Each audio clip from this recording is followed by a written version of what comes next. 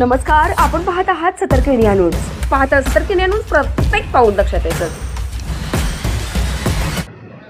या निवडणुकीमध्ये बघा, लोकांच्या मध्ये प्रचंड उत्साह आहे आणि विशेषतः जेव्हा मी निवडणुकीच्या प्रचारादरम्यान गाव भेटीच्या कार्यक्रमाला गेलेलो होतो गावागावामध्ये, आणि तिथं जो उत्स्फूर्त प्रतिसाद मतदारांचा मला बघायला मिळाला, जे पाटणमध्ये आहे तेच राज्यामध्ये आहे. अनेक आमचे जे सहकारी उमेदवार आहेत त्यांच्याशी काल एकमेकांचं आमचं बोलणं झालं. विशेषतः महायुतीचे जे उमेदवार आहेत आमचे, म्हणजे भाजप, शिवसेना, राष्ट्रवादी काँग्रेस, या उमेदवारांच्या तर बोलण्यात प्रचंड आत्मविश्वास आम्हाला एकमेकांशी बोलताना जाणवला.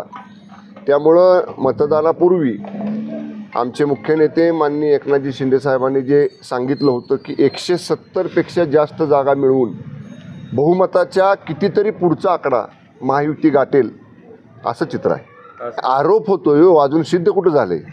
हे बघा, आरोप होणं आणि तो सिद्ध होणं. मी काल देखील सांगितलं, स्थानिक पोलीस त्याची चौकशी करतील ना. आता कसं आहे, निवडणुकीच्या प्रक्रियेमध्ये कुणी नेता आणि आमदार, मंत्री किंवा कुणी नेता, हा सगळ्यांना नियम सारखे असतात. त्यामुळे तिथले जे वरिष्ठ अधिकारी असतील, तिथलं व्हिडिओ फुटेज किंवा हॉटेलची तपासणी, जे काही गोष्टी असतील, पोलिसांना करू द्यात, पोलिसांचा अहवाल येऊ द्यात. आणि जर कोण दोषी असेल तर पोलीस कारवाई करतील, दोषी नसेल तर नाहीत करणार कारवाई. त्यामुळं ह्याच्यामध्ये निश्चितपणे मला तर वाटतंय याच्यामुळं काय आमच्या महायुतीला फटका बसण्याची गरज नाही. उलट शंका अशी येते, जाणीवपूर्वक महायुतीला बदनाम करण्यासाठी हे कोणी षडयंत्र रचलं आहे का, ह्याचासुद्धा पोलिसांनी तपास केला पाहिजे, असं माझं व्यक्तिगत मत आहे.